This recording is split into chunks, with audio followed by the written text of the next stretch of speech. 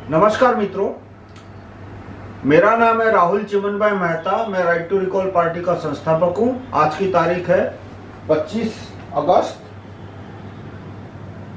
बुधवार, 25 अगस्त 2021 बुधवार। और ये मेरा वीडियो है एक बहुत ही इंपॉर्टेंट टॉपिक पे पॉलिटिक्स में, एक्टिविज्म में, वो है कंट्रोल्ड ओपोजिशन और फेक ओपोजिशन, या कंट्रोल यानी फेक ओपोजिशन। तो फेक ओपोजिशन क्या है? जैसे कि हम अंग्रेजों के खिलाफ लड़ रहे हैं, आज की तारीख में हम रॉथस्चाइल्ड के खिलाफ लड़ रहे हैं। 1947 के पहले भी रॉथस्चाइल्ड के खिलाफ लड़ रहे थे, अंग्रेजों के खिलाफ। तो ऐसे में अंग्रेज ही कुछ एक अपोजिशन को खड़ा कर देता है या स्पॉन्सर कर देता है, और कार्यकर्ताओं का, प्रजा का उसको दिखाता है कि ये असली ओपोजिशन है, इसको फॉलो करो। और वो ओपोजिशन है, वो गोल गोल घुमाता रहेगा, लोगों का टाइम बर्बाद करता रहेगा, टाइम, एनर्जी, पैसा सब कुछ बर्बाद करता जाएगा। और इस तरह से उसका शासन है वो खींचता जाएगा। तो कंट्रोल्ड ओपोजिशन पहले अफगानिस्तान में क्यों फेल गया? अफगानिस्तान को 1920 के आसपास, 1919 के आसपास अंग्रेजों से स्वतंत्रता मिल गई। हमको 1947 में मिली, और वो भी सेकंड वर्ल्ड वॉर के बाद।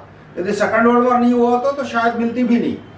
लेकिन अफगानों को क्यों 1920 में ही मिल गई उन्हें स्वतंत्रता? क्योंकि वो फेक ओपोजिशन उनको धोखा नहीं दे पाया। अंग्रेजों ने फेक ओपोजिशन खड़ा करने की कोशिश तो पूरी की होगी, लेकिन वो नाकामयाब रहे। अफगानों को पता लग गया कि ये जो अपोजिशन खड़ा करने की कोशिश कर रही है, या तो ये जो अपोजिशन है वो नकली है, और उन्हें दिखा कि भाई असली ये हमारा दुश्मन है, और उसके साथ वो भिड़ गए। तो 1920 में अंग्रेजों को अफगानिस्तान छोड़ना पड़ा। थोड़ा सा एरिया जो पाकिस्तान के साइड में पड़ता है, नॉर्थ वेस्ट फ्रंटियर प्रोविंस है, वो पाकिस्तान, वो अंग्रेजों के कंट्रोल में रहा, पर ज्यादा नहीं। वहां भी अभी भी पाकिस्तान की सरकार का भी कंट्रोल नहीं है, सेमी इंडिपेंडेंट एरिया है। पर हमें महादुरात्मा गांधी, जवाहरलाल गाजी, लाल बहादुर शास्त्री, उस समय ये सब फेक ओपोजिशन थे। बाद में शास्त्री जी ने अच्छे काम किए। वल्लभ भाई पटेल उस समय वो भी महादुरात्मा गांधी के साथ ही थे, और इन लोगों ने बखूबी से लोगों को बेवकूफ भी बना दिया। तो फेक ओपोजिशन की शुरुआत कहां से होती है?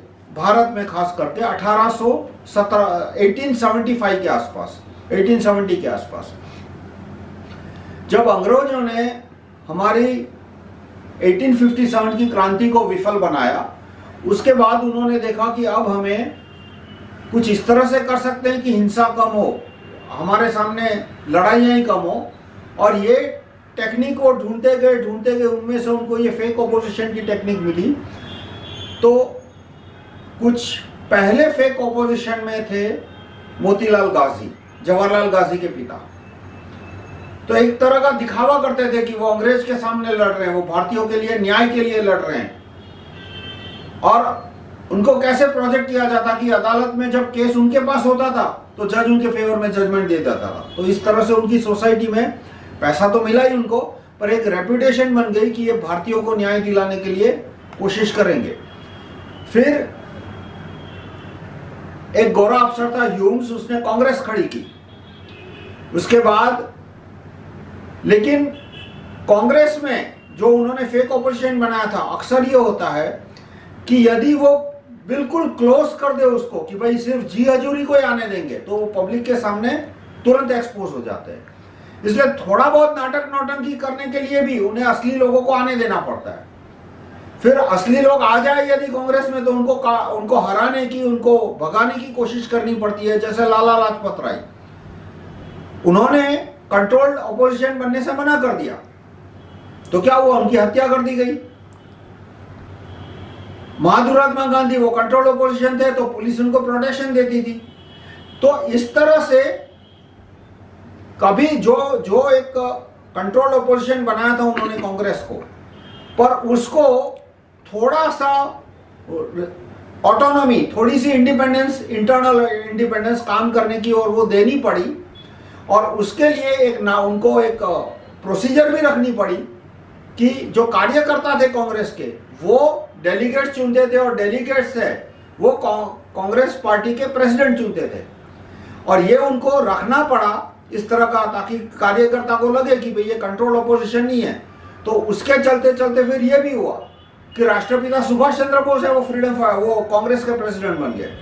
लेकिन क्योंकि कांग्रेस कंट्रोल अपोजिशन था, इतने सारे उन्होंने बाइलॉज लिखे थे कि राष्ट्रपिता सुभाष चंद्र बोस कांग्रेस के प्रेसिडेंट बन पाए, लेकिन पत्रिका नहीं छपवा पाए क्योंकि इतने सारे बाइलॉज थे कि भाई प्रेसिडेंट वो तभी साइन करेगा जब एआईसीसी की मीटिंग होगी।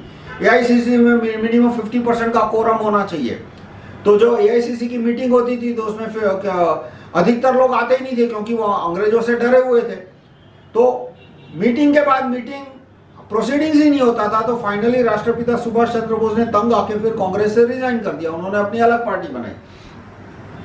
पर कांग्रेस था और ये महात्मा गांधी, जवाहरलाल गांधी वो एक 100% फेक ओपोजिशन थे।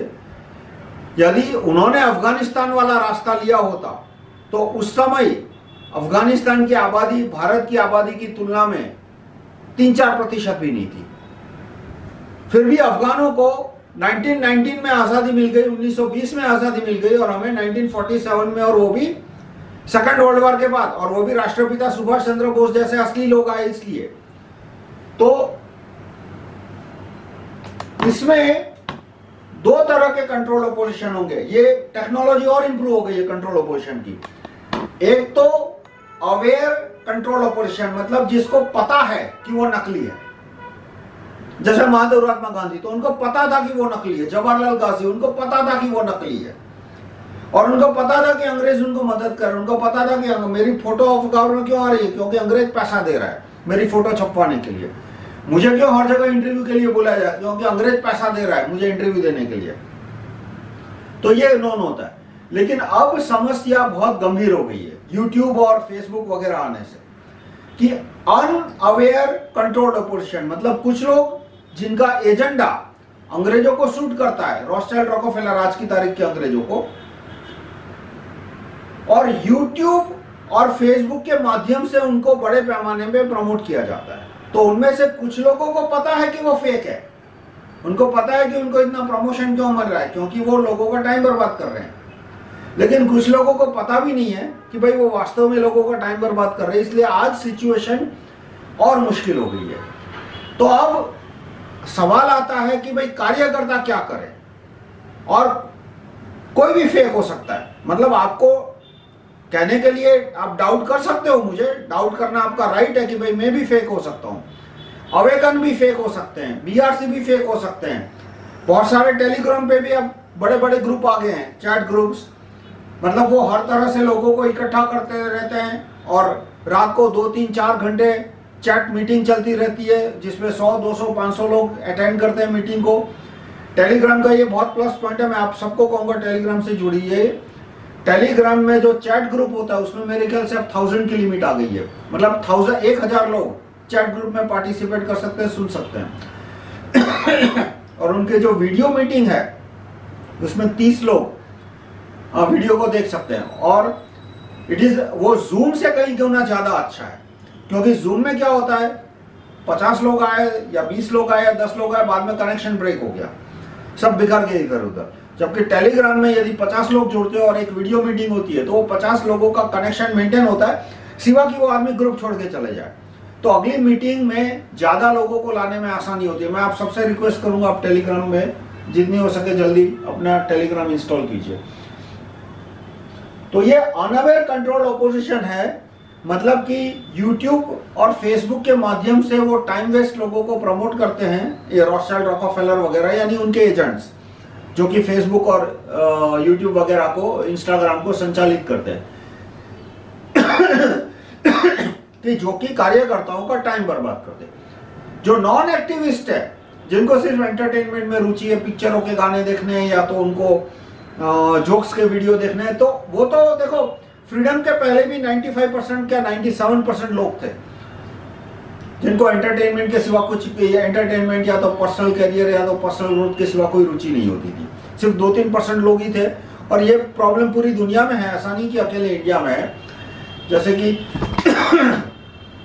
1942 1942 की बात कर रहा हूँ, 1941 की बात कर रहा हूँ कि कुछ राजकोट से मेरे पिताजी के साथ कुछ लोग आए थे।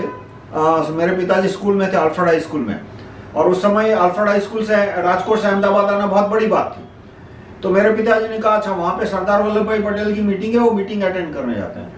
तो उनके साथ जो बाकी 5-7 दोस्त थे उन्होंने मना कर दिया कि नहीं, यहाँ पे वो कोई अशोक कुमार या पता नहीं देवानंद या किसी की पिक्चर लगी थी, वो देखने जाते हैं, क्योंकि वहाँ बहुत बड़ी बात थी उस समय। क्योंकि अहमदाबाद में पहले पिक्चर बॉम्बे में आती थी, फिर नडियाद में आती थी, फिर अहमदाबाद में आती थी, फिर राजकोट में आती थी, तो आती थी, वरना आती भी नहीं थी। तो इस तरह से बॉम्बे में कोई, अहमदाबाद में कोई पिक्चर आया, उसके 3-4 महीने बाद राजकोट में आती थी। तो उन्होंने कहा नहीं राजकोट आया, ये पिक्चर का बहुत नाम सुना है, वो पिक्चर देखने चलते हैं। तो इस तरह से अधिकतर लोग कैरियर में, एंटरटेनमेंट में 1947 से पहले भी ये समस्या थी। आप कुछ बहुत सारी नॉवेल्स देखो, जैसे व्योमकेश बख्शी, वो पूरी नॉवेल जो निकली, सीरीज, उपन्यास का सीरीज था, उसके पीछे थीम क्या था कि लोगों को तुम एंटरटेनमेंट में बिजी रखो। और अंग्रेज उसमें काफी मास्टरी कर रहे थे कि किसी तरह से लोगों को एंटरटेन में रखा जाए। लेकिन जो सेकंड वर्ल्ड वॉर आ गया और राष्ट्रपिता सुभाष चंद्र बोस को मौका मिल गया एक बहुत बड़ी सेना खड़ा करने का, और उससे पूरी फ्रीडम मूवमेंट है वो सेकंड गियर में आ गई। लेकिन जो 1-2% कार्यकर्ता, एक्टिविस्ट टाइप पॉपुलेशन होती है पूरी पॉपुलेशन की, उनको कैसे मूर्ख बनाया जाए, तो उसके लिए उन्होंने महात्मा गांधी को खड़ा कर दिया था। और महात्मा गांधी उनको रैली निकालने के लिए ले जाते थे कि चलो सड़क पे आंदोलन करने के लिए निकलो। उनका जो भी 10, 15, 20, 50 घंटे बर्बाद हो गए इस तरह से। तो आज की तारीख में वो समस्या और गंभीर हो गई है, क्योंकि फेसबुक और यूट्यूब के माध्यम के द्वारा बहुत सारे फेक अपोजिशन अभी प्रमोट हो रहे हैं। तो आप कैसे पता लगाओगे कि असली ऑपोजिशन कौन है और नकली ऑपोजिशन कौन है? तो मैं आपको कुछ तरीके देता हूं। जो आज की परिस्थिति में देखो कि बहुत सारा जो फेक ऑपोजिशन होगा वो एक ही काम करेगा, प्रॉब्लम के बारे में बोलते रहो, बोलते रहो, बोलते रहो, सब परिस्थिति वर्णन, समस्या वर्णन। उसको कभी पूछो कि भाई उपाय क्या है, तो वो फिर से कहेंगे पहले समस्या को समझो।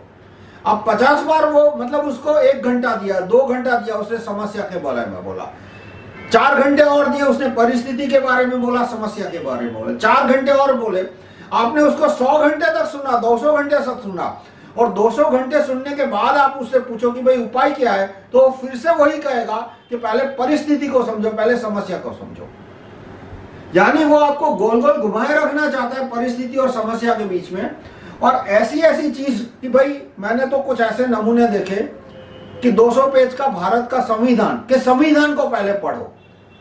अरे क्या नॉनसेंस चीज है भाई, संविधान को पढ़ो, मतलब संविधान में यदि कोई गलत चीज है तो हम उसको अमेंड करके हटा सकते हैं, और यदि कोई अच्छी चीज है तो फायदा क्या, अदालत में जाने के पैसे कितने लोगों के पास है भारत में। मान लो संविधान में कोई उपाय दिया हुआ है कि फंडामेंटल राइट्स के अंदर कोई उपाय दिया है कि जिसके द्वारा लॉकडाउन दूर हो सके, तो सुप्रीम कोर्ट में जाने का 10 लाख रुपए का खर्चा है, कितने लोग सुप्रीम कोर्ट जा पाएंगे? और ये तो एज्यूमिंग कि जज बिके हुए नहीं है। यानी जो लोग आपको कहते हैं कि दिन रात संविधान पढ़ो, संविधान पढ़ो, संविधान में ये लिखा है, संविधान में वो लिखा है, वो मेरे ओपिनियन में आपका सिर्फ टाइम बर्बाद कर रहे हैं। क्योंकि संविधान के अंदर 2 कारण से, एक तो संविधान यदि समस्या है तो हम उसको अमेंड करके खत्म कर सकते हैं, उसको हटा सकते हैं कि कोई क्लॉज जो कि हमारे रास्ते में रोड़ा अटका रहा है हमारी प्रगति में, या तो लॉकडाउन में, या तो हमारी गले में हड्डी बन रहा है, तो हम उसको अमेंडमेंट करके हटा सकते हैं। और पर उसके लिए पहले चुनाव आएगा, उसके लिए पहले ये पैम्पलेट डिस्ट्रीब्यूशन करना पड़ेगा, और सचमुच क्या वो संविधान की वजह से प्रॉब्लम है, पहले तो ये देखना पड़ेगा। मान लो वो क्लॉज की बजाय को और क्लॉज होता तो क्या आज की समस्या नहीं होती? तो जो भी बोल रहा है कि संविधान, समस्या संविधान में है, तो उसको बोलो कि बता कौन से आर्टिकल में प्रॉब्लम है और उसका आर्टिकल को रीराइट करके क्या लिखना चाहिए। और कहता नहीं संविधान में बहुत अच्छी बातें कही है, तो वो तो हद से ज्यादा नॉनसेंस है। क्योंकि संविधान में अच्छी बात कही है तो कहां तुम उसको इंप्लीमेंट कराने के लिए सुप्रीम कोर्ट जाओगे, हाई कोर्ट के धक्के खाओगे, 10 साल तो वही निकल जाएंगे। तो ये भी एक टाइम वेस्ट तरीका है कि दिन रात तुमको कॉन्स्टिट्यूशन के गोल गोल गोल घुमाए रखे। बहुत सारे टेलीग्राम ग्रुप है जहां पे मैं जाता हूं तो घंटों तक, एक दिन 2 घंटे 3 घंटे कॉन्स्टिट्यूशन पे बात, दूसरे दिन फिर से 2-3 घंटे कॉन्स्टिट्यूशन के बाद, तीसरे दिन फिर से 2-3 घंटे कॉन्स्टिट्यूशन के बाद। फिर दूसरा, अवेयरनेस खड़ी करो। जब भी कोई बात आती है अवेयरनेस, मतलब कि अकबर की सेना चित्तौड़ पे अटैक करने आ रही थी, तो भाई उपाय क्या है? या तो तुम राणा प्रताप की सेना में जुड़ जाओ, लड़ो, नहीं लड़ सकते तो राणा प्रताप को मदद करो, वो भी नहीं करना है तो तुम अपनी सेना बना के मुगलों के साथ भिड़ जाओ, जो उनके 10-20 मरे, कुछ तो फायदा होगा ना। मान लो तुम बोलते हो कि प्रताप के साथ जुड़ना नहीं है, राणा प्रताप में ये गलतियां, मैं अपनी सेना बनाऊंगा 100, 200, 500 की, तुम 100, 200, 500 उसके साथ भिड़ गए, शहीद हो गए, लेकिन मुगलों के भी 10-20 मरेंगे, तो थोड़ा तो बेनिफिट होगा, 10-20 या ज्यादा भी मर सकते हैं। पर कोई आदमी कहे कि भाई मैं भारत के लोगों में मुगलों के खिलाफ अवेयरनेस खड़ी करूंगा, मतलब ये कितनी पागलपन की बात है कि भाई मुगल यदि चित्तौड़ पे अटैक करने आ रहे हैं तो तुम उनसे जाके लड़ो।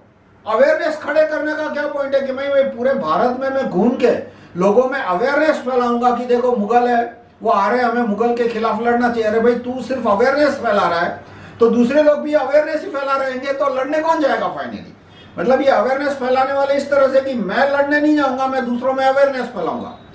अरे भाई दूसरा भी यदि तुम्हारे तरह स्टैंड ले कि वो भी सिर्फ अवेयरनेस ही फैलाएगा, तो 140 करोड़ लोग अवेयरनेस ही फैलाते रहेंगे। और वो क्यों यूजलेस टॉपिक है कि दुनिया के किसी भी प्रदेश में 95% पॉपुलेशन को कोई इंटरेस्ट होता ही नहीं है, यानी वो 5% को इसी चीज में बिजी रखेंगे कि देखो वो 50% अवेयर हुए नहीं हुए, चलो फिर से अवेयरनेस फैलाओ, वो 95% अवेयर हुए नहीं हुए, फिर से अवेयरनेस फैलाओ।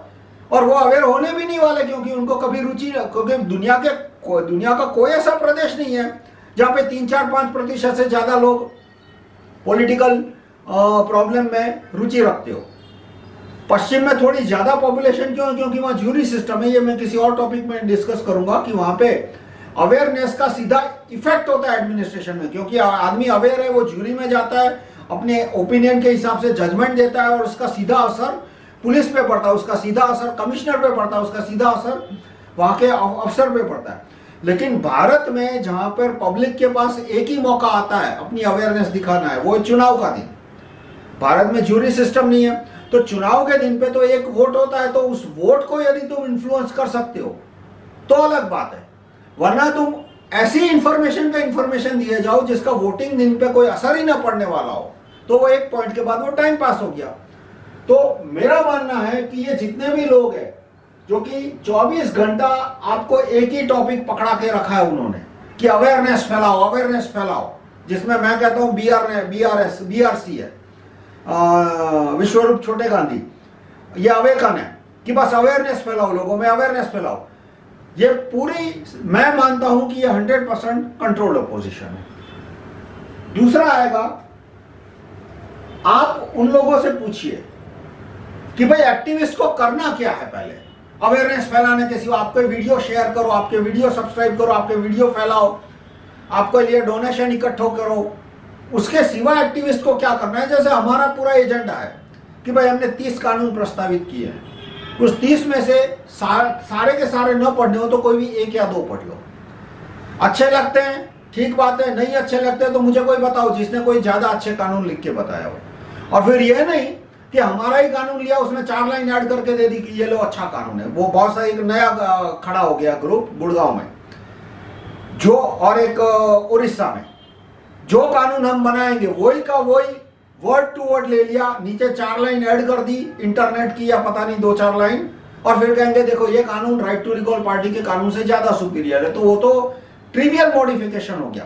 हमारा कानून यदि हमारे कानून के ऊपर काम करना है तो पहले स्टैंड लो या विरुद्ध काम करना है कि ये कानून आने से देश को फायदा होगा या नुकसान होगा। जैसे जन लोकपाल था तो मैंने स्टैंड लिया था कि भाई जन लोकपाल नॉनसेंस है, लोकपाल नॉनसेंस है। हाँ, जन लोकपाल में यदि राइट टू रिकॉल जन लोकपाल के क्लॉज आ जाते हैं, जो मेरे प्रस्तावित क्लॉज थे, तो देश को फायदा होगा, क्योंकि रिकॉलेबल जन लोकपाल है, वो फिर पब्लिक के लिए काम करेगा। तो खैर, लिस्ट ऑफ हम एक्टिविस्ट को एक्सप्लिसिट एजेंडा देता है, जो कि एजेंडा देने के बाद हम पे डिपेंडेंट नहीं है कि भाई ये कानून भारत में लाने हैं। कैसे लाने हैं? पहले ये कानून के बारे में भारत के नागरिकों को, भारत के कार्यकर्ताओं को बताओ। उसके बाद स्टैंड लेना है कि वो इस कानून को सपोर्ट कर रहा है, अपोज कर रहा है। या इग्नोर करना चाहता है भी उसकी मर्जी, क्योंकि हर एक आदमी के पास टाइम नहीं होता कि वो हमारे सारे कानून, प्रस्तावित कानून पढ़े। वो सपोर्ट करता है तो यदि वो पीएम को ऑर्डर देता रहे कि भाई ये कानून आज के आज गैजेट में छापो, तो उसके साथ काम करो, वो कहता है नहीं मुझे पीएम को ऑर्डर नहीं देना, पीएम को ऑर्डर राइटिंग में देना है, ओपन कम्युनिकेशन से देना है, दोनों। जो भी ऑर्डर पीएम को देना है, सीएम को देना है, वो ओपन में देना है, राइटिंग में देना है। वो पीएम सीएम को ऑर्डर नहीं देना चाहता तो वो हम उसके साथ काम नहीं करना चाहते, बात खत्म। ओपन कम्युनिकेशन के थ्रू ऑर्डर नहीं देना चाहते। सेकंड, फिर क्या करना है कि भाई अब तुम कैंडिडेट खड़े करो, हम तो कैंडिडेट खड़े करेंगे राइट टू रिकॉल पार्टी के, पर राइट टू रिकॉल पार्टी पे भरोसा नहीं है तो ये लोग ये कागज के ये कानून अच्छे लगते हैं, हम पे भरोसा नहीं है, कोई बात नहीं, तुम 2-4 कैंडिडेट खड़े कर दो, अब पूरे भारत में 10, 20, 50 जितने हो सकते हैं उतने कैंडिडेट करो। वो कैंडिडेट जो कि कहे उन्होंने भी पीएम को लेटर भेजो और कैंडिडेट को एफिडेविट भी देना है कि मैं ये कानून लाने की कोशिश करूंगा। फिर उस कैंडिडेट के लिए तुम कैंपेनिंग करो। तो हमने एक सेट एक्शन लिस्ट दिया है हर एक एक्टिविस्ट को कि इस आधार पे ये कानून भारत में आ सकते हैं। कानून आने से ये परिस्थिति हमारी जो अभी हम जिस दलदल में फंसे हैं वो कम हो सकती है। अब मैं आपसे रिक्वेस्ट करूंगा कि पहले तो भारत में आज की तारीख में जो रॉकफेलर रॉथस्चाइल्ड का इतना प्रभुत्व है उसका सबसे बड़ा कारण क्या है? कोई कहेगा हथियार, वो बैकग्राउंड में है। आज की तारीख में वो सबसे बड़ा शक्ति का स्रोत नहीं है। भारत में रॉथस्चाइल्ड की शक्ति का सबसे बड़ा स्रोत क्या है आज की तारीख में? मेरे ख्याल से वो हथियार नहीं है, मीडिया भी नहीं है, यूट्यूब फेसबुक भी नहीं है। क्या है? चुनाव का दिन। और दूसरे नंबर पे आता है ईवीएम। मैं बताऊंगा चुनाव का दिन कैसे, कि रॉथस्चाइल्ड ने भारत में पार्टियां खड़ी करके दिए, जैसे ये आम आदमी पार्टी है, या तो उसने बहुत सारी पार्टियां एक्वायर कर ली है, जैसे कांग्रेस है, वो अंग्रेजों ने खड़ी कर दी थी, लेकिन देवी इंदिरा अम्मा के समय कांग्रेस संपूर्णतः इंडिपेंडेंट हो गई थी और अंग्रेजों की बात मानने से मना कर दिया था उसने। लेकिन 1992 में नरसिम्हा राव और मनमोहन कौर जैसे आदमियों की द्वारा और सूर्यपंखा गांधी के द्वारा उन्होंने राजीव गांधी की हत्या करने के बाद रॉथस्चाइल्ड, रॉकफेलर वगैरह ने पूरी की पूरी कांग्रेस एक्वायर कर ली। आरएसएस पहले से ही कंट्रोल ऑपोजिशन था 1925 से, और बाद में उसको पूरी तरह उन्होंने दोबारा एक्वायर कर लिया। कारगिल युद्ध में अमेरिका ने जब भारत को हराया, मैं दोबारा बोलता हूं कि कारगिल में जब अमेरिका ने भारत को हराया, भारत की सेना को हराया, तो उसके बाद आरएसएस पूरा का पूरा रॉथस्चाइल्ड ने एक्वायर कर लिया और आम आदमी पार्टी एक और पार्टी खड़ी करके दी और दूसरी पार्टियां थी वो भी एक के बाद एक उन्होंने एक्वायर कर ली। तो आज भारत के नागरिकों की जरूरत है, क्या एक जरूरत है सबसे बड़ी, कि हमारे यहाँ जो पुलिस है, जो अफसर है, कलेक्टर है, तहसीलदार है, पुलिस है, उसके ऊपर 4000 एमएलए हैं, 800 एमपी है, 540 लोकसभा के और करीब 250 राज्यसभा के, और उनके ऊपर 26 मुख्यमंत्री है, हर एक राज्य में एक, और एक प्रधानमंत्री है। यानी भारत के नागरिकों को 4000 एमएलए चाहिए, 800 सांसद चाहिए, 540 लोकसभा के, और 26 मुख्यमंत्री चाहिए, एक प्रधानमंत्री चाहिए। रॉथस्चाइल्ड ये चीजें प्रोवाइड कर रहा है, अच्छी बुरी कैसी भी रॉथस्चाइल्ड दे तो रहा है ना आज की तारीख में। कैसे उसने इतनी सारी पार्टियां एक्वायर कर ली है और 2-4 पार्टियां नई बना के दी है, जैसे आम आदमी पार्टी। अब जो कथित न्यू वर्ल्ड ऑर्डर के विरोधी है, बीआरसी है, जो मैं तो फेक मानता हूं, उनको 100% फेक मानता हूं, अवेकन है, वो कार्यकर्ताओं को क्या कहे कि चुनाव के दिन चुनाव की प्रक्रिया की ओर ध्यान ही मत दो, बस चुनाव में हिस्सा ही नहीं लेना है। जो मैं मार्च महीने से कह रहा हूं, मार्च 2020 पिछले साल से, कि भाई अक्टूबर में चुनाव आ रहे हैं, हमें जो रॉथस्चाइल्ड की पॉलिटिकल पार्टियां हैं, कांग्रेस है, आरएसएस है, आम आदमी पार्टी है, बीएसपी है, नीतीश कुमार है, उनके खिलाफ हमें पब्लिक के सामने एक ऑल्टरनेटिव खड़ा करना चाहिए, खड़ा करना पड़ेगा। क्योंकि रॉथस्चाइल्ड की शक्ति का सबसे बड़ा स्रोत क्या है कि उसने भारत में 5-10 पॉलिटिकल पार्टियां खड़ी की है, 10-15 पुरानी बड़ी पार्टियां एक्वायर कर ली है, और उन पॉलिटिकल पार्टियों को 90-95% सब मिला के वोट मिल रहे हैं। तो यदि हम पब्लिक का, क्योंकि पब्लिक को कोई चुनाव लड़ने वाला चाहिए, इंडिपेंडेंट हो या पॉलिटिकल पार्टी वाला हो, जो भी हो, तो क्योंकि पब्लिक को 4000 एमएलए चाहिए, लोगों को 500 एमएलए चाहिए, तो यदि हमने 500 एमएलए और 4000 एमएलए कैंडिडेट नहीं दिए पब्लिक को, तो घुमा फिरा के फिर से नागरिक रोथस्चाइल्ड की शरण में चले जाएंगे, डायरेक्टली या इनडायरेक्टली। तो मैं एक स्टैंड ले रहा हूं कि फेक ऑपोजिशन कौन है। मैं क्यों अवेकन को फेक बोल रहा हूं, मैं क्यों बीआरसी को 200% फेक बोल रहा हूं, कि बिहार के चुनाव में उन्होंने भारत के लोगों के सामने कैंडिडेट खड़े करने की कोई कोशिश नहीं की। उसके बाद बंगाल में चुनाव आए, उसके बाद भी उन्होंने कोई बंगाल में एक भी कैंडिडेट खड़ा करने की कोशिश नहीं की कि रॉकफेलर रोथस्चाइल्ड की पार्टियों के खिलाफ लड़े। और अब आप बोलोगे कि भाई ये तो चला गया, अब क्या हो सकता है कि भाई यूपी में तो चुनाव आ रहे हैं ना, कट। फरवरी 2022 में यूपी में, पंजाब में, उत्तराखंड में चुनाव आ रहे हैं, शायद जम्मू कश्मीर में भी आएंगे, गोवा में भी आएंगे, मिजोरम में भी आएंगे। तो पंजाब, उत्तराखंड और यूपी सब मिला के कुल 700 जितनी असेंबली सीट होगी, करीब करीब 600-700 के आसपास। तो अवेकन और बीआरसी क्या वहां कैंडिडेट खड़े करेंगे न्यू वर्ल्ड ऑर्डर पार्टियों के खिलाफ, ये रोथस्चाइल्ड की पार्टियों के खिलाफ? वो नहीं करेंगे। इसका मतलब क्या कि वो चाहते हैं कि सारे के सारे वोट फिर से कांग्रेस, आरएसएस, आम आदमी पार्टी के पास चले जाए। तो कैसे अल्टरनेटिव खड़ा होगा? तो इस तरह से उनकी स्ट्रेटेजी क्या है कि लोगों को कहो कि हमारे वीडियो शेयर करें, लोगों में हमारे वीडियो लाइक करें, यानी दिन भर लोग वीडियो देखते रहेंगे, तो चुनाव की तैयारी कब करेंगे? दूसरा कहता है लोगों को बोलो सिर्फ सड़क पे आए, सड़क पे आके क्या करना है, हाथ में प्ले कार्ड लेके खड़ा रहना है। अच्छी बात है, प्ले कार्ड पे क्या लिखा होना चाहिए? सिर्फ उनके वेबसाइट का नाम होना चाहिए। यानी पब्लिसिटी किसकी मिल रही है? अवेकन वेबसाइट को मिल रही है, उसके मालिक को मिल रही है। कैपिटल कंट्रोल किसके पास जा रहा है? उसके मालिक के पास जा रहा है। और दूसरा स्टेटमेंट क्या है कि अभी 2 महीने तक सिर्फ सड़क पे खड़े रहने की तैयारी करो, लेकिन चुनाव की तैयारी नहीं करनी है। चुनाव जो कि फरवरी 2022 में यूपी में, उत्तराखंड में, पंजाब में आने वाले हैं, उसकी कोई तैयारी नहीं करनी है। ये बात वो अपने कार्यकर्ताओं को कहकर, तुम खुद उनसे पूछ लो। देखो, मुझे कहने पूछने की जरूरत नहीं है। सोशल मीडिया का एक फायदा हो गया कि आज तुम किसी भी आदमी को पकड़ के पूछ सकते हो। तुम अवेकन के टेलीग्राम ग्रुप पे जाओ, उनके टेलीग्राम ग्रुप पे जाके सर्च करना नेशनल स्टीयरिंग कमिटी मेंबर, या तो नेशनल स्टीयरिंग वर्ड पे सर्च करोगे तो भी मिल जाएगा। तो उनके जो भी 15-20 कमिटी मेंबर है, उनके नाम आ जाएंगे। उनको इंडिविजुअली तुम फेसबुक पे द्वारा या ईमेल के द्वारा पूछो कि फरवरी 2022 में चुनाव आ रहे हैं, बताओ कार्यकर्ताओं को चुनाव के लिए क्या करना चाहिए? क्या कांग्रेस, आरएसएस, आम आदमी पार्टी को सपोर्ट करना चाहिए? पूछ लो। उनमें से आधे से ज्यादा आम आदमी पार्टी के सपोर्टर है। बीआरसी बिहार नहीं तो कल आम आदमी पार्टी को ही सपोर्ट करने वाले हैं। आप देख लेना।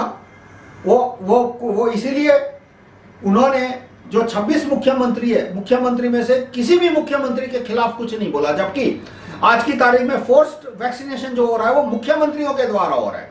प्रधानमंत्री बैकग्राउंड में चले गए और पूरा एक फर्जी नैरेटिव खड़ा कर दिया कि सिर्फ बिल गेट को गालियां दो, सिर्फ रॉकफेलर को गालियां दो, सिर्फ जॉर्ज सोरोस को गालियां दो, सीएम के बारे में कुछ मत कहो।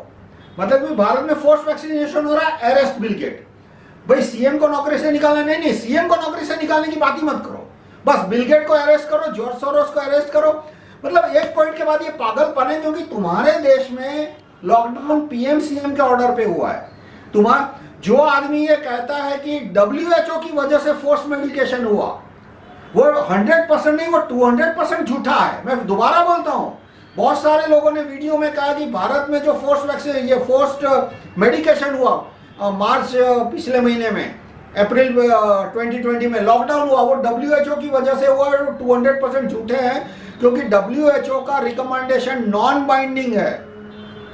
WHO ने तो ये रिकमेंडेशन, लॉकडाउन का रिकमेंडेशन पूरी दुनिया को दिया था। स्वीडन ने एक दिन के लिए भी लॉकडाउन नहीं डाला, वियतनाम ने सिर्फ 3 हफ्ते के लिए लॉकडाउन डाला, बाद में सब नॉर्मल कर दिया उसने। तो वो भी तो WHO का हिस्सा है, स्वीडन भी WHO का हिस्सा है। स्वीडन में तो ज्यादा मौतें हो रही थी, मतलब एक्सेस डेथ, मौतें यानी पिछले साल की कंपैरिजन में। अब हमारा 140 करोड़ का देश है, वो 1 करोड़ का देश है, तो डेफिनेटली मौतें यहाँ ज्यादा होगी। लेकिन कंपेयर करना होता है कि पिछले साल के कंपैरिजन में कहाँ ज्यादा मौतें हो रही है। तो स्वीडन में ज्यादा हो रही थी, उसके बावजूद भी उन्होंने लॉकडाउन डिक्लेयर नहीं किया। अमेरिका भी WHO का मेंबर है, एकदम हल्का फुल्का लॉकडाउन था, न के बराबर। तो फैक्ट्रियां जैसे वहां सारी चालू रही थी, जिसको चालू रखनी थी छूट थी उसको, फैक्ट्रियां अमेरिका में। तो WHO की वजह से भारत में लॉकडाउन नहीं आया। भारत में लॉकडाउन PM CM की वजह से आ रहा है। पूरे अप्रैल मई महीने तक वो लोग झूठ बोलते रहे कि WHO को गालियां दो, WHO को गालियां दो, क्योंकि वो PM CM को बचाना चाहते। देखो ये सारे फेक ऑपोजिशन के कैरेक्टरिस्टिक है कि सच्ची बात आपसे छिपाना, इंपॉर्टेंट सत्य आपसे छुपाना। फिर उसके बाद आप जो भी ये आपको ऑपोजिशन मिलता है आज की तारीख में, जो कि रॉथस्चाइल्ड को अपने आप को न्यू वर्ल्ड ऑर्डर का ऑपोजिशन बनाते हैं, टेलीग्राम की वॉइस चैट पे या तो फेसबुक पे, तो सबसे पहले तो वो क्या खुल के सामने आते हैं? वो खुल के सामने नहीं आते, तो 99% वो फेक है। जैसे अवेकन के वेबसाइट का मालिक, मुझे पता है कौन है। जिस दिन आपको पता लग गया आप पूछोगे नहीं कि वो बिल गेट्स का एजेंट है या नहीं, पर फिर भी मैं आपसे पूछ लूंगा, आप उनसे ही पूछ लीजिए, स्टीयरिंग कमेटी के मेंबर, कि भाई हमको हुईस पे उसका नाम देखना है, आप मुझे नाम मत बताओ, नहीं जानना आपके थ्रू, मुझे हुईस के थ्रू ही जानना है, वो स्टैंडर्ड प्रोसीजर है। और वेबसाइट के अबाउट अस सेक्शन होता है, उसमें मुझे देखना है कि वेबसाइट का मालिक कौन है। दूसरा, कोई भी चैट ग्रुप में जाते हो आप, किसी भी टेलीग्राम ग्रुप पे, आने वाले समय में टेलीग्राम के चैट ग्रुप बहुत इंपॉर्टेंट रोल प्ले करने वाले हैं। तो पहले ही देख लो कि भाई इस ग्रुप पे ओनर का नाम लिखा है डिस्क्रिप्शन में। जैसे कि मैंने तो ग्रुप में साफ साफ लिख दिया RCM 001 राहुल चिमनमय मेहता, वो मेरा पहला ग्रुप है, और उसमें मैंने अपना नाम लिखा है कि भाई ये ग्रुप है वो मैंने क्रिएट किया है। तो जिस ग्रुप के क्रिएटर का नाम पब्लिक नहीं है, जो बैकग्राउंड में कोई छुपा हुआ आदमी है, वो 99% फर्जी है। क्योंकि वो छिपा हुआ यानी क्या, internet top to bottom government को पता है, US गवर्नमेंट को इंटरनेट पे कौन क्या कर रहा है सब पता है। जो मैं बार बार बोलता हूं कि अब तुम ना छिप सकते हो ना भाग सकते हो, तुम सिर्फ लड़ सकते हो। छिपने के लिए कोई जगह नहीं है। तुम उनसे इंटरनेट पे यदि काम कर रहे हो तो तुम टेलीग्राम पे जैसे ही अकाउंट खुलाते हो, किसी IP एड्रेस उनको पता लग जाता है, फोन उनको पता लग जाता है, वो फोन किसके नाम पे है। और मान लो एक तो बिगिनिंग में पता ना भी हो, तो भी जो यूजेज पैटर्न है कि कौन से IP से तुम्हारी आवाज आ रही है, कौन से IP से तुमने आज कनेक्ट किया, कौन से IP से तुमने पोस्ट डाला, उसके द्वारा पता लग ही जाता है। तो जो टेलीग्राम चैट के ग्रुप का मालिक है, वो सरकार को तो पता है, CIA को तो पता है, तो तुम किससे छिप रहे हो? भारत के एक्टिविस्ट से अपने आप को छिपा रहे हो। क्यों? क्योंकि शायद तुम्हें कोई झूठी बात करनी है और पकड़े ना जाओ कि तुम झूठे हो, इसलिए। तो चैट ग्रुप में आप उनसे जो भी आपको मिलता है, BRC हो या अवेकन, उनसे दो बात पूछिए कि भाई अमेरिका भारत से आगे क्यों है, और लॉकडाउन अमेरिका में भारत के मुकाबले कमजोर क्यों था, और लॉकडाउन में ऐसा तो क्या हुआ कि अमेरिका के लोगों को 40-50% पॉपुलेशन को इतना पैसा देना पड़ा कि उनकी इनकम 2019 से ज्यादा थी। यहां पे लॉकडाउन कैसे इंप्लीमेंट किया? डंडे के जोर पे, कि मारते थे कि घर के बाहर निकलो पुलिस पीट के रख देगी। जबकि अमेरिका में लॉकडाउन कैसे इंप्लीमेंट हुआ है? वैसे लॉकडाउन बहुत कमजोर था, कि लोगों को बोला कि भाई यदि तुम्हारी नौकरी चली गई है तो तुमको इतना पैसा मिलेगा कि 2019 की सैलरी से ज्यादा हो। तो जैसे ही वो अनाउंसमेंट हुई, लोगों ने बोला हाँ भाई बंद कर दो ना, जाओ भी रेस्टोरेंट जहां मैं काम करता हूं बंद कर दो, यदि क्योंकि वहां यदि मुझे हफ्ते का $500 मिल रहा था, और घर बैठे यदि मुझे हफ्ते के $450 मिल रहे हैं, या $600 मिल रहे हैं, या 400 भी मिल रहे हैं, तो घर बैठ के 400 अच्छे। तो ऐसी तो सरकार की क्या मजबूरी थी कि लोगों को पैसे देने पड़े? भारत की सरकार की तरह डंडे से लॉकडाउन क्यों इंप्लीमेंट नहीं किया? उसका बहुत सादा सा कारण देता हूं, जो BRC कभी नहीं बताएंगे, अवेकन कभी नहीं बताएंगे, टेलीग्राम चैट वाले कभी नहीं बताएंगे। क्या कारण था कि अमेरिका में सेना के पास कितनी बंदूकें हैं? करीब करीब 40 लाख। पुलिस के पास कितनी बंदूकें हैं? करीब करीब 40 लाख। और अमेरिका के नागरिकों के पास कितनी बंदूकें हैं? 40 करोड़। सेना के पास 40 लाख, पुलिस के पास 40 लाख, अमेरिका के नागरिकों के पास उससे 50 गुनी ज्यादा बंदूकें, दोनों का जोड़ कर दो तो यानी कि 40 करोड़ बंदूकें अमेरिका की पब्लिक के पास। और हाँ, सेना की बंदूक भारी हो सकती है, हैवी मशीन गन वगैरह, पर सेना है वो आने भी नहीं वाली कि भाई चलो पब्लिक, यहाँ 1000 लोगों की पब्लिक खड़ी है, उसके सामने एचएमजी की गोलियां चला दो। एक पॉइंट के बाद पुलिस भी, यदि 1000 लोग 10,000 लोग आ जाए बंदूक लेके, तो 100-200 पुलिस वाले भी फायरिंग करने से मना कर देंगे। और ये सबसे, आप भारत की स्थिति देखते हैं, भारत में सेना के पास कितनी बंदूकें हैं? करीब करीब 20 लाख। पुलिस के पास कितनी बंदूकें हैं? करीब करीब 25 लाख। और पब्लिक के पास कितनी बंदूकें हैं? सिर्फ 1 करोड़। और उनमें से जो अच्छी क्वालिटी की रिलायबल बंदूकें कही जा सके वो कितनी है? सिर्फ 40-50 लाख। और बाकी 50 लाख कौन सी है? वो कट्टे टाइप की है कि कभी फूटेगी कभी नहीं फूटेगी, और फूटेगी तो 10 मीटर दूर भी गोली नहीं जाएगी। यानी पब्लिक, पुलिस के, सेना के पास बंदूकें कितनी है? 20 लाख के आसपास। पुलिस के पास कितनी है? 25 लाख के आसपास। पब्लिक के पास कितनी है? 50। और दूसरा, अमेरिका का जो बॉटम 80% लोअर क्लास है, उसके पास कितनी बंदूकें हैं? करीब 35 करोड़। जबकि भारत में जो पब्लिक के पास 50 लाख बंदूकें हैं, उनमें से अधिकतर बंदूकें टॉप 2-3% पॉपुलेशन के पास थी, जो कि लॉकडाउन के सपोर्टर थे। बॉटम 80% के पास कितनी बंदूकें थी? न के बराबर, करीब जीरो बंदूक थी उनके पास। यह सबसे बड़ा कारण था कि इंडिया में डंडे के जोर पे लॉकडाउन इंप्लीमेंट हो गया। और मुझे बीआरसी का एक वीडियो बता दो जिसमें यह इंफॉर्मेशन पब्लिक के को दिया।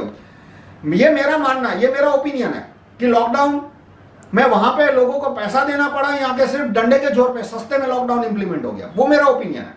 पर ये तो फैक्ट है ना कि वहां पब्लिक के पास 40 करोड़ बंदूकें हैं। भारत में यहाँ 40,000 बंदूक भी नहीं है, बॉटम 80% की बात करें तो। ये तो एक फैक्चुअल इंफॉर्मेशन है। ये फैक्चुअल इंफॉर्मेशन क्या आवेदन आपको बता रहा है? नहीं बता रहा। बीआरसी आपको बता रहा है? नहीं बता रहा।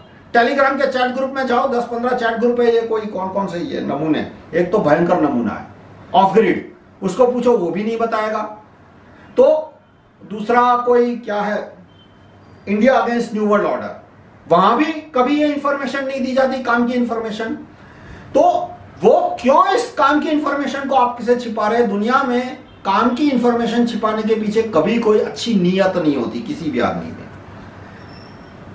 फिर दूसरी बात आती है कि भारत में हर हाथ में बंदूक, लेकिन वो एक हर हाथ में बंदूक आज की आज आना चाहिए। पर एक दूसरा भी पॉइंट आता है कि जिस सोसाइटी में हर एक आदमी के पास बंदूक हो, वहां यदि ज्यूरी सिस्टम नहीं है तो बड़े पैमाने पे वायलेंस बढ़ जाएगी। क्यों? क्योंकि यदि अदालतों में बहुत ज्यादा भ्रष्टाचार है, पुलिस में बहुत ज्यादा भ्रष्टाचार है और पब्लिक के पास बंदूक भी है, तो हिंसा बढ़ जाएगी। लेकिन जिस सोसाइटी में पब्लिक के पास हर घर में बंदूक है, हर हाथ में बंदूक है, हर हाथ में 5-5 बंदूक है, 2-2 बंदूक है, जैसे अमेरिका में, लेकिन जहां अदालतों में भ्रष्टाचार कम है, फटाफट जजमेंट आते हैं, जहां पुलिस में भ्रष्टाचार कम है, वहां हिंसा नहीं होती। लोग अदालत में जाते हैं, अदालत में उनको लगता है कि हाँ फेयरनेस से जजमेंट आ गया, इसलिए बंदूक निकालने वालों की संख्या कम होता है। और बंदूक वाले को पता है, जो केस हार गया, कि भाई पब्लिक मानती है कि अदालत ने जो जजमेंट दिया वो ठीक दिया, अब मैं बंदूक निकालूंगा तो सब लोग मेरे पे बंदूक लगे, उनके पास भी बंदूक है, वो भी सब लोग सबके सब मेरे सामने टूट पड़ेंगे। इसलिए जो आदमी अदालत में केस हारता है वो भी बंदूक नहीं निकालता, और जो जीतता है वो तो निकालेगा ही नहीं। तो जहां अदालतों में फेयरनेस है वहां पे, लेकिन फेयरनेस ज्यूरी सिस्टम से आती है। तो लेकिन जहां राइट टू रिकॉल जज नहीं है वहां ज्यूरी सिस्टम कमजोर हो जाती है। ये अमेरिका में भी है, जहां जिन अमेरिका के राज्यों में राइट टू रिकॉल जज नहीं है वहां ज्यूरी सिस्टम कमजोर हो गई। तो इस तरह से ये पूरा जो 4-5 चीजों का नेटवर्क है, right to recall, jury system, referendum और मल्टी इलेक्शन, ये एडमिनिस्ट्रेटिव पोर्शन है। हर हाथ में बंदूक वो एक मटीरियल रीजन है। लॉकडाउन वहां पुलिस के डंडे पे क्यों इंप्लीमेंट नहीं हुआ यूएसए में? उसका मटीरियल रीजन क्या है? मटीरियल रीजन बंदूकें हैं कि पब्लिक के पास 40 करोड़ बंदूक थी, बॉटम 40% के पास भी कुछ 10-20 करोड़ बंदूकें थी अमेरिका में। इसलिए बंदूक के जोर पे उनको घर पे बिठाना मुमकिन ही नहीं था, इसलिए उनको पैसे देने के सिवा कोई ऑप्शन ही नहीं था, इसलिए पैसे दिए। और पैसे देने पड़े, इसलिए लॉकडाउन भी 4 महीने में खत्म हो गया, क्योंकि कहां तक धनिक है वो पैसे देंगे, कोई पैसा आएगा कहां से? सरकार से, पर सरकार को भी तो कहीं से लाना पड़ेगा ना। तो वो धनिक दे रहे थे। धनिक कहां से दे रहे थे? क्योंकि उन्हें इराक को लूटा है, लीबिया को लूटा है। लेकिन एक पॉइंट के बाद पब्लिक को देते गए, खत्म हो गया पैसा। तो लॉकडाउन 4-5 महीने के बाद बंद करना पड़ा। इसीलिए वहां पे जबरदस्ती टीकाकरण नहीं हो रहा अमेरिका में, क्योंकि लोगों के पास बंदूक है। वहां अमेरिका में टीकाकरण और भारत में टीकाकरण में जमीन आसमान का फर्क है। यहां मार्च महीने में जो टीकाकरण हुआ उसके बाद 50 लाख लोगों की मृत्यु हुई है। एक्सेस डेथ, मृत्यु तो कोई भी 6 महीने का तुम टाइम पीरियड ले लो, 1 जनवरी से 30 जून जो 6 महीने का टाइम पीरियड है, उसमें तुम 2014, 2015 कोई भी टाइम पीरियड ले लो, तो उसमें करीब 45 लाख मौतें तो हमेशा होती थी। लेकिन इस बार 50 लाख ज्यादा मौतें हुई है। मतलब 45 जो कि हर साल होती है वो तो हुई, लेकिन 50 लाख ज्यादा हुई, मतलब करीब 95 लाख के आसपास मौतें हो गई। जबकि अमेरिका में टीकाकरण शुरू हुआ था नवंबर 2020 में। एक्सेस डेथ कितनी हुई है? एक्सेस डेथ 2 या 3%, और उसमें भी कोई क्लियर आंकड़ा नहीं आ रहा कि वो टीका, मतलब लोग कि भाई ये 10,000 लोग जिन्होंने टीका लिया, या तो 10 लाख लोग जिन्होंने टीका लिया, अमेरिका की बात कर रहा हूं, ये 10 लाख लोग जिन्होंने टीका नहीं लिया, तो जो जिन्होंने नहीं लिया उनमें भी उतनी मौतें हो रही है, जिन्होंने लिया उनमें भी उतनी मौतें हो रही है। और क्यों? क्योंकि यदि ज्यादा मौतें होती तो लोग टीका नहीं लेते, और बंदूक के जोर पे, उनको लाठी के जोर पे या पुलिस की लाठी के जोर पे टीका लगवाना वहां पे मुमकिन नहीं है। क्यों मुमकिन नहीं है? Right to recall jury system, ये रीजन है बैकग्राउंड में। पर इमीडिएट मटीरियल रीजन क्या है कि 40 करोड़ लोग बंदूकें हैं पब्लिक के हाथ में। तो ये मैं आपको कंट्रोल्ड ऑपोजिशन के केस में ये इंफॉर्मेशन कैसे आती है कि जो कंट्रोल्ड ऑपोजिशन है वो आपको ये बात कभी नहीं बताएगा कि अमेरिका में आम नागरिकों के पास 40 करोड़ बंदूकें हैं, जबकि वहां पे सेना और पुलिस का जोड़ मिला लो सारी बंदूकों का तो वो 70-80 लाख से ऊपर नहीं होता। यानी पब्लिक के पास 50 गुना ज्यादा बंदूकें हैं, 100 गुना ज्यादा बंदूकें हैं। फिर कंट्रोल्ड ऑपोजिशन है वो इंपॉर्टेंट इंफॉर्मेशन छिपाएगा। जैसे मेरे पास एक इंफॉर्मेशन है कि टाटा के पास एक माइन है, रॉयल्टी देता है वो पर एकड़, पर ईयर 1 रुपी। माइन किसने दी थी? अंग्रेजों ने 1946 में, 900 साल की लीज में। भारत सरकार की हिम्मत नहीं हुई, किसी भी प्रधानमंत्री को, देवी इंदिरा अम्मा की भी हिम्मत नहीं हुई। कल की पुरुष तो जाने दो, उससे तो उम्मीद ही नहीं की जा सकती। कल कोई पुरुष तृतीय नरेंद्र मोदी या तो ये सुरपंखा गांधी, उनसे तो उम्मीद ही नहीं की जा सकती। लेकिन देवी इंदिरा अम्मा की भी हिम्मत नहीं हुई कि उस लीज को कैंसिल करे या रेट बढ़ाए। तो जो कंट्रोल, मेरे पास ये इंफॉर्मेशन आई, मैंने थोड़ा बहुत गूगल किया, वेरीफाई कर लिया। उसके दूसरे घंटे में, 1 घंटा नहीं लगा मुझे, फेसबुक पे मेरे जो 4-5 ग्रुप है जिसमें मैं चलाता हूं सब पे मैंने डाल दिया। लेकिन जो कंट्रोल्ड ऑपोजिशन है वो आपको ये इंफॉर्मेशन नहीं देगा। इसी तरह से मुझे दूसरी इंफॉर्मेशन मिली कि अकेले गोदरेज के पास, अकेले मुंबई में कुछ 12-13 करोड़ स्क्वायर फीट लैंड है। और ये इंफॉर्मेशन तुरंत मैंने सबको, जो भी मेरे सर्कल में थे सबको पहुंचा दी। लेकिन जो कंट्रोल्ड इंफॉर्मेशन है, कंट्रोल्ड ऑपोजिशन है, वो आपको ये इंफॉर्मेशन कभी नहीं देगा। फिर ये दूसरा होता है कि जो कंट्रोल्ड ऑपोजिशन है वो अपने आप को ऑपोजिशन दिखाने के लिए चिल्लर लड़ाइयां ले लेगा। जैसे कि महात्मा भगत सिंह ने, अहिंसा मूर्ति महात्मा भगत सिंह ने जेल में से कॉल दिया था पूर्ण स्वराज का। उसको तोड़ने के लिए महात्मा गांधी ने क्या किया? नमक सत्याग्रह, कि नमक पे टैक्स नहीं होना चाहिए। एक तरफ बात हो रही है पूर्ण स्वराज की, और यहां महात्मा गांधी आगे कि नमक पे टैक्स नहीं, मतलब पूरा का पूरा हर चीज में हमको लूट लो, हमसे सोना लूट लो, चांदी लूट लो, लेकिन नमक पे टैक्स नहीं लगा। मतलब कितनी वाहियात बात है। मतलब नमक पे टैक्स नहीं लगेगा, चलो ठीक है, लेकिन बाकी सारे बड़े मुद्दे उन्होंने फेस आउट कर दिए। इसी तरह से दूसरा हुआ, लॉकडाउन के खिलाफ हमने आंदोलन शुरू करने की कोशिश की अप्रैल 2020 में। मार्च 27 को मैंने पीएम को पहला ट्वीट भेजा कि लॉकडाउन खत्म करो। मार्च 27, 2020, पिछले साल की बात करो, मैंने सबको बोला कि भाई एंड लॉकडाउन नाउ। ये ट्वीट आप पीएम को आज के आज भेजो। और धीरे धीरे थोड़ा आगे बढ़ा, फिर हमने बोला कि अब पीएम को राइटिंग में ऑर्डर भेजो, क्योंकि उस समय पोस्ट ऑफिस में पोस्ट कार्ड भी नहीं मिल रहे थे, लेटर भी नहीं मिल रहे थे। तो तोड़ने के लिए क्या किया कि नहीं, लॉकडाउन हटाने के लिए पीएम को ऑर्डर मत भेजो, बाहर वो 2 रुपए का 5 रुपए का मास्क है वो मास्क चलाओ। मतलब एक तरफ लॉकडाउन जिसकी वजह से मेरे अनुमान है कि 5 से 10 लाख लोग मर गए लॉकडाउन की वजह से। मास्क के कानून के मैं खिलाफ हूं, लेकिन यह भी फैक्ट है कि मास्क की वजह से 5 लाख लोग नहीं मरे। हाँ, 10-20 हजार मर गए होंगे मास्क की वजह से। 140 करोड़ का देश है। तो अब तो ऐसे में पूरे लॉकडाउन को फेज आउट कर देना और यह बताना कि सिर्फ मास्क जलाओ, वो क्या है, एक तरह से लॉकडाउन को सपोर्ट करने की बात। वो एक बड़ी बात को तोड़ने के लिए चिल्लर चीज को आगे बढ़ा दो। फिर आज जैसे न्यू वर्ल्ड ऑर्डर हमको कैसे लूट रहा है, न्यू वर्ल्ड ऑर्डर यानी रॉकफेलर रॉथस्चाइल्ड, मॉरिशस ट्रीटी के द्वारा, फॉरेन इन्वेस्टमेंट इन मीडिया के द्वारा, अभी ये जो प्राइवेटाइजेशन बड़े पैमाने पे होगा उसमें भी अधिकतर चीजें ये रॉकफेलर रॉथस्चाइल्ड खरीदेंगे इनडायरेक्टली। पहले वो भारतीय को बेचेंगे ताकि लगे नहीं कि विदेशों को बेच रहे, बाद में भारतीय वो गोरे को बेच देगा। जैसे एयरपोर्ट है वो सीधा गोरे को बेच दिया तो बहुत हल्ला हो जाएगा, इसलिए पहले कोई भारतीय आके खरीदेगा। क्या अदानी कि भाई भारत का पैसा है, भारत की प्रॉपर्टी है, भारतीय के हाथ में जा रही है, और बाद में अदानी या जो भी है वो उसको गोरे को बेच देगा तो कहेगा भाई वो तो उसकी प्राइवेट प्रॉपर्टी है, तुम्हारा घर है, तुमको जिसको बेचना है तुमको देसी को बेचना है देसी को बेचो, विदेशी को यानी 2 स्टेज में वो प्रॉपर्टी विदेशी के हाथ में आए। तो अवेकन को देख लो, बीआरसी को देख लो, मॉरिशस ट्रीटी को सपोर्ट किया दोनों ने, फॉरेन इन्वेस्टमेंट इन मीडिया को सपोर्ट किया, फॉरेन इन्वेस्टमेंट इन फार्मा हॉस्पिटल और ये उसको भी सपोर्ट किया। अब एक ही चीज पे चिल्ला रहे, वैक्सीन नहीं लगनी चाहिए। भाई बिल्कुल वैक्सीन जबरदस्ती टीकाकरण नहीं होना चाहिए, पर बाकी सारी चीज पे क्यों वो रॉथस्चाइल्ड को सपोर्ट कर रहे हैं, बाकी सारी चीज पे क्यों रॉकफेलर को सपोर्ट कर रहे हैं, क्यों मॉरिशस ट्रीटी पे उन्होंने सपोर्ट कर दिया। तो ये कंट्रोल ऑपोजिशन की निशानी है कि चिल्लर इंपॉर्टेंट हो, मतलब बहुत सारे बड़े मुद्दे पे सीधा उनको समर्थन दे देना और 1-2 मुद्दे पे फोकस करना ताकि वो दिखे कि वो ऑपोजिशन है। अब ये एक इंपॉर्टेंट पॉइंट है, तो आप उनसे पूछ लो पहले कि वो मॉरिशस ट्रीटी के समर्थक है या नहीं, और जो मॉरिशस ट्रीटी का समर्थक है उसका मैं आपको ब्लैक एंड व्हाइट में आइडेंटिफिकेशन देता हूं। वो बोलेगा कि मुझे ट्रीटी क्या पता ही नहीं है, मुझे जानना ही नहीं है, मुझे इसमें इंटरेस्ट ही नहीं लेना, बस मेरा ये एजेंडा है, बस ये सिलेबस का क्वेश्चन है, आउट ऑफ सिलेबस मेरे को मत पूछो। अरे भाई देश के लिए इंपॉर्टेंट चीज है।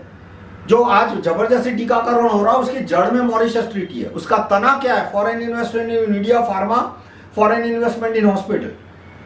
तो जिसने पीएम को अभी तक ऑर्डर नहीं भेजा कि मॉरिशस ट्रीटी खत्म करो, अभी तक ऑर्डर नहीं भेजा कि फॉरेन इन्वेस्टमेंट खत्म करो भारत में, और मतलब पेड़ की जड़ उससे उसको कोई एतराज नहीं है, सपोर्ट कर रहा है, पेड़ का तना उसके कोई एतराज नहीं है, सपोर्ट कर रहा है। तो ये सारे कंट्रोल ऑपोजिशन के साइन है। उसके बाद कंट्रोल ऑपोजिशन है वो हमेशा एक्टिविस्ट को कहेगा चुनाव मत लड़ो, चुनाव में कैंपेनिंग भी मत करो, चुनाव मत लड़ो, चुनाव में किसी की कैंपेनिंग मत करो, बस ये रॉथस्चाइल्ड की पार्टियां ना, कांग्रेस, आरएसएस, आम आदमी पार्टी, उनको चुनाव जीत जाने दो, सारे वोट उनके खाते में जाने दो, नीतीश कुमार हो, ये मायावती हो, ये अखिलेश यादव हो, जो भी है, कि सारे के सारे वोट उनके खाते में जाने दो। तुम में से कोई न चुनाव लड़ेगा, न एनडब्ल्यूओ की पार्टियों के खिलाफ जो चुनाव लड़ रहे हैं उनमें से किसी की मदद करेगा। हमने अवेकन को कभी बोला ही नहीं कि भाई हमें सपोर्ट करो, मैं तो साफ साफ हाथ जोड़ के बोलता हूं भाई हमें support, right to recall party को सपोर्ट मत करो। बीआरसी के अंधभक्तों को बोलता हूं, अवेकन को बोलता हूं, अवेकन के सारे अंधभक्तों को बोलता हूं। मैं आपको इतना ही रिक्वेस्ट कर रहा हूं, आप अपने कैंडिडेट तो खड़े करो, या आप चाहते हो कि सारे के सारे वोट कांग्रेस आरएसएस ले जाए। तो इस तरह से ये चाहते हैं कि सारे के सारे वोट आरएसएस, कांग्रेस, आम आदमी पार्टी को मिले, जो कि फोर्स वैक्सीनेशन के सपोर्टर है। इसलिए वो अपने कार्यकर्ताओं को कह रहे हैं कि चुनाव में किसी के लिए कैंपेनिंग मत करो। आप टेलीग्राम के चैट ग्रुप में जाओ, वहां भी जो मेन आदमी होते हैं 2-4, उनसे पूछो कि भाई फरवरी 2020 में बताओ आप कैंडिडेट बनने वाले हो, बताओ आप कौन कैंडिडेट उतारने वाले हो, तो वो गोल गोल घुमाएंगे आपको कि कॉन्स्टिट्यूशन पढ़ो, सड़क पे जाओ, बस फरवरी में चुनाव आने वाले, फरवरी 2022 में, उसके बारे में कुछ बात ही मत करो। फिर दूसरा कि सैटरडे को डेमोन्स्ट्रेशन क्यों रखा? अपर मिडिल क्लास आ सकता है, लोअर क्लास आ सकता है, नहीं आ सकता, क्योंकि उसको सैटरडे को छुट्टी नहीं होती। संडे को रख देते, अपर मिडिल क्लास भी आ सकता है, लोअर क्लास भी आ सकता है, पर वो चाहते नहीं है कि अपर मिडिल क्लास और लोअर क्लास के बीच बॉन्डिंग बने। देखो भारत में आंदोलन तभी खड़ा होगा जब अपर मिडिल क्लास के जो कार्यकर्ता है और लोअर क्लास के जो लोग हैं उनके बीच में बॉन्डिंग की प्रोसेस शुरू हो। क्योंकि अपर मिडिल क्लास को अभी भी पता नहीं है कि नंबर 1 प्रॉब्लम पॉवर्टी है। आज की तारीख में नंबर 1 प्रॉब्लम वही है, पिछले 70 साल से वही था। उसमें थोड़ा पॉवर्टी के दूसरे स्वरूप ऐड कर दो, अनएम्प्लॉयमेंट है, शॉर्टेज ऑफ हाउसिंग है, शॉर्टेज ऑफ मेडिकेशन है, शॉर्टेज ऑफ फूड, खैर घटिया फूड केमिकल वाला मिल जाता है, लेकिन शॉर्टेज ऑफ न्यूट्रिशियस फूड है। अभी भी अपर मिडिल क्लास अपनी एक दुनिया में जी रहा है कि समस्या क्या है, पार्किंग नहीं मिल रही, मतलब फॉरेन जाना था, लॉकडाउन आ गया, मेरी टिकट कैंसिल हो गई। वो अभी भी एक ऐसी दुनिया में जी रहा है जहां उसको पता नहीं है कि आज भी इंडिया में नंबर 1 प्रॉब्लम पॉवर्टी है। तो यदि अपर मिडिल क्लास के कार्यकर्ता जो है और लोअर क्लास की जो पब्लिक है उसमें यदि इंटरेक्शन होगा तो ही भारत में जन आंदोलन खड़ा हो सकता है। तो जानबूझ के सैटरडे क्यों लिया गया?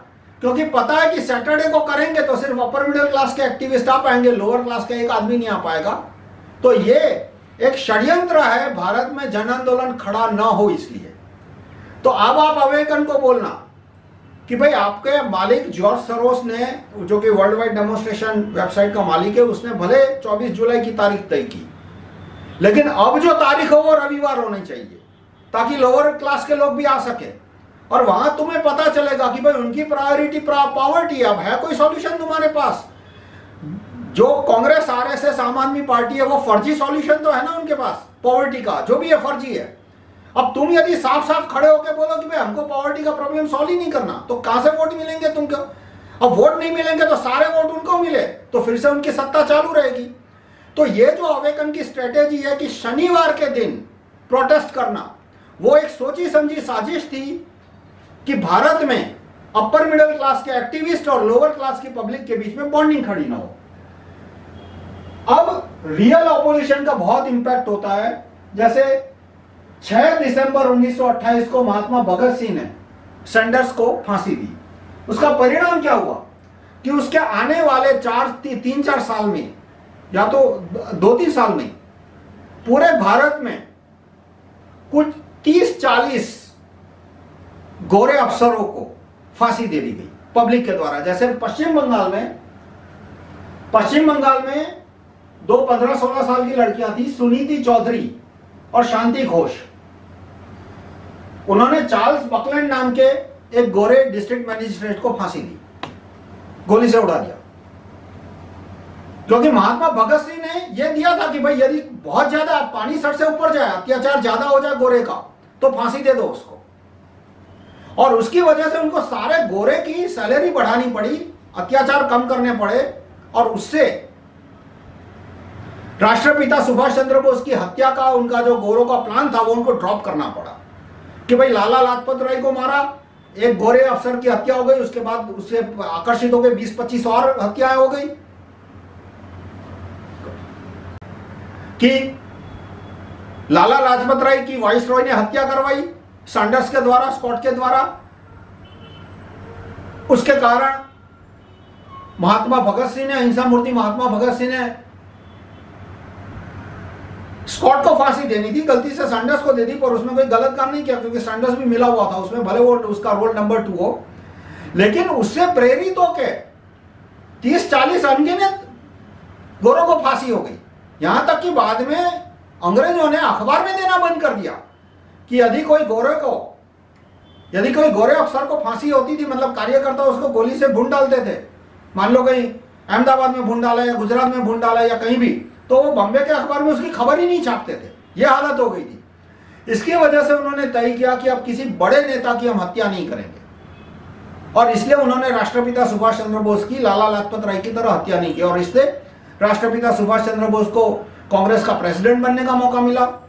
उससे कांग्रेस पूरी की पूरी एक्सपोज हो गई कि ये तो 100% कंट्रोल ऑपोजिशन है कि भाई आदमी प्रेसिडेंट बन गया, कार्यकर्ताओं के वोट से बना है, और ये क्या तुम उसको पत्रिका छापने के पैसे नहीं दे रहे जो कि कांग्रेस के बजट में, कांग्रेस के फंड में।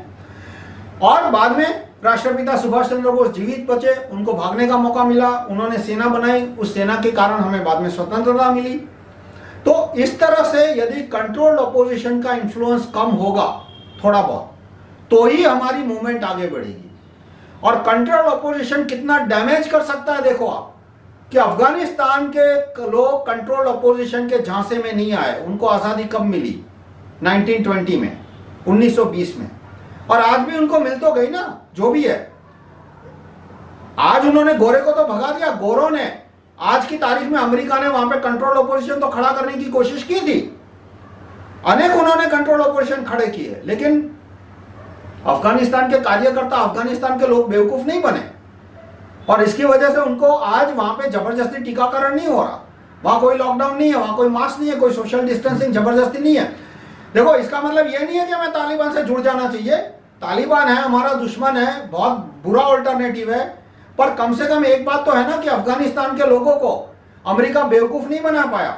अमेरिका के लोगों को, अमेरिका के लोग वहां भी, अफगानिस्तान में भी एक एक आदमी को 2-2, 5-5 वैक्सीन ठोकना चाहते थे, नहीं ठोक पाए, एक भी नहीं ठोक पाए। तो ये तो बेनिफिट हुआ ना उनकी पब्लिक को। आज हम क्यों दलदल में फंसे हैं और फंसते जा रहे हैं? क्योंकि हमारे में से अधिकतर लोग कंट्रोल अपोजिशन के झांसे में आ चुके हैं। तो आप एक क्वेश्चनर बनाइए कि आप पता लगाइए कि भाई ये बीआरसी कंट्रोल है या नहीं। आपको लगता है right to recall party control opposition है, चलो हमें छोड़ के उसके एजेंडा पे काम करना शुरू कर दीजिए। आपको लगता है अवेकन कंट्रोल अपोजिशन नहीं है, हम कंट्रोल अपोजिशन है, चलो उसके एजेंडा पे 100% काम करना शुरू कर दो। लेकिन पहले तुम एक एक आदमी को टेस्ट कर लो, और टेस्ट करने के लिए पहला क्वेश्चन क्या है कि आज की तारीख में रण मैदान क्या है? वो चुनाव का मैदान है। जिस दिन चुनाव की प्रोसीजर कैंसिल हो जाएगी उस दिन अपने आप बंदूक का और बम का रोल शुरू हो जाएगा। जैसे अमेरिका ने अफगानिस्तान में ईमानदारी से चुनाव नहीं होने दिए। जो भी आदमी चुनाव में खड़ा रहता था, यदि वो अमेरिका का चमचा नहीं है तो या तो उसके फॉर्म कैंसिल कर दो, या तो उसके सामने गलत पुलिस केस ठोक दो, या तो मतपेटियां बदल के उसको हरा दो। जो भी करना था किया, लेकिन जो अमेरिका का चमचा था वही चुनाव जीत के आता था। अंग्रेजों ने भी वही किया, लेकिन फर्क था अंग्रेजों में कि भाई मान लो कि भाई सुभाष चंद्र बोस तो कि इसको तो 80% वोट मिलने वाले हैं, तो इसको जीतने दो। लेकिन यदि मान लो कोई एंटी ब्रिटिश है जिसको मान लो 60% वोट मिलने वाले हो, ये मैं 1947 से पहले की बात कर रहा हूं, 1945 से पहले की बात कर रहा हूं, और कोई अंग्रेजों का चमचा है, जैसे महात्मा गांधी का चमचा हो या जवाहरलाल गांधी हो या कोई भी हुआ, जिसको सिर्फ 35-40% वोट मिलने वाला है, तो कलेक्टर को बोल दिया जाता था कि ये 30% वाला, 35% वाला जीतना चाहिए, 60% वाला हारना चाहिए। अब 60% वाला हारता है तो बहुत पता नहीं चलता, क्योंकि मीडिया प्रोपागेंडा भी साथ साथ चलता रहेगा, और उस समय सिर्फ वैसे भी 4-5% लोगों को ही वोट देने की पावर था। तो लेकिन आज की तारीख में इलेक्शन में ईवीएम को यदि हटा दो, ईवीएम को यदि तुम ईमानदार मानते हो, मैं नहीं मानता, मैं एंटी ईवीएम हूं, तो फिर इलेक्शन में कोई बड़े पैमाने पे धांधली नहीं हो रही है, उसको दूर करनी पड़ेगी। तो दूसरा एजा टॉपिक आता है कि बीआरसी से पहले पूछ लो, अवेकन से पहले पूछ लो कि फरवरी यूपी में चुनाव आ रहे हैं, क्या करना है। अक्टूबर 2020 के चुनाव में उन्होंने टाइम पास किया, हमने नहीं किया। हमने 4 कैंडिडेट खड़े किए, सिर्फ 4 क्यों?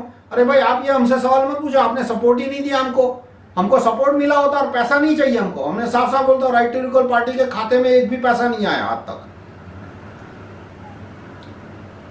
हम बोलते हैं ये कैंडिडेट है सीधा इसको पैसा दो, ये कैंडिडेट है सीधा इसको पैसा दो। और यदि आप खुद कैंडिडेट बन के खुद प्रचार कर सकते हो तो हमें ना आपसे एक पैसा चाहिए, ना आप खुद कर सकते हो कैंपेनिंग। और यदि आप इंडिपेंडेंट बनते हो और जो 30 कानून प्रस्तावित है या उसमें से 5 को भी सपोर्ट करते हो, तो भी हम आपको सपोर्ट कर देंगे, क्योंकि हमारे पास यदि कैंडिडेट नहीं है और आप यदि हमारे 30 में से 5 कानून को सपोर्ट करते हो तो हमको आपको सपोर्ट करने में कोई नुकसान ही नहीं है।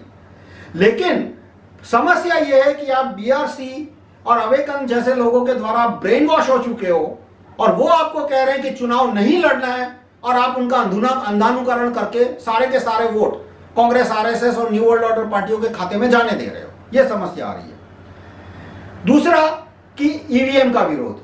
आप आज ही बीआरसी को फोन करके पूछ लो, अवेकन को फोन करके पूछ लो कि ईवीएम के बारे में, और जो वीवीपैट का जो काला कांच है, क्योंकि जून 2017 में बदला था। जून 2017 के पहले ईवीएम का कांच सफेद था, आर पार दिखे वैसा सामान्य कलरलेस, और जून 2017 में चुनाव आयोग ने पता नहीं अब रॉकफेलर के कहने पे किया, रॉथस्चाइल्ड के कहने पे किया, मेरे कहने पे किया, आपके कहने पे किया, आप पूछ लो इलेक्शन कमीशन पे, उन्होंने कांच बदल दिया। काला कांच है, front side mirror, only back side transparent, यानी अंदर पेपर वोट का मैनिपुलेशन हो रहा है, तो बाहर ना कलेक्टर को पता चलेगा ना वोटर को पता चलेगा। इस तरह का कांच उन्होंने रखा है। अब बीआरसी इस तरह के कांच को सपोर्ट करते हैं, अवेकन इस तरह के कांच को सपोर्ट करते हैं। अवेकन में एक आदमी जेन्युइन है, अवेकन में मीठी बोर वो जेन्युइन है, वो जेन्युइनली एंटी ईवीएम है। वो उसमें उसके एंटी ईवीएम स्टैंड में मुझे कोई डाउट नहीं है। एक मुद्दे पे उसका स्टैंड बहुत क्लियर है कि ईवीएम नहीं होना चाहिए। उसने ईवीएम हटाने के लिए ईमानदारी से काफी मेहनत की है। लेकिन बाकी जो स्टीयरिंग कमेटी में जो 10-20 लोग हैं वो सर से पांव तक हार्डकोर प्रो ईवीएम है। तो उनसे पूछ लो एक बार कि भाई ईवीएम के बारे में आपका क्या स्टैंड है और काले कांच के बारे में आपका क्या स्टैंड है। तो मीठी बोर ने साफ बोल दिया कि काला कांच भी नहीं होना चाहिए और ईवीएम भी नहीं होना चाहिए। दोनों बात पे उन्होंने इसको क्लियर दिया और उन्होंने पूरा प्रोसेस भी समझ लिया कि कैसे ये वोट बदली, कागज के वोटों की बदली होती है।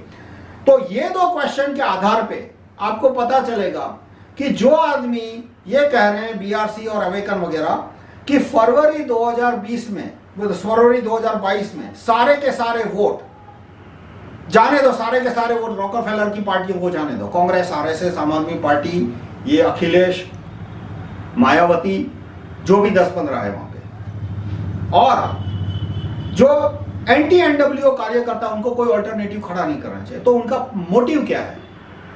और फाइनली बात आती है कि आप एनडब्ल्यूओ को जितनी भी गालियां दे दो, अल्टरनेटिव खड़ा कर सकते हो, पहले ये बोलो। अल्टरनेटिव यानी कि एनडब्ल्यूओ ने एक भारत में कांग्रेस को एक्वायर कर लिया, आरएसएस को एक्वायर कर लिया, आम आदमी पार्टी खड़ी करके दी, एक नई पार्टी पूरी खड़ी करके दी रॉकफेलर ने।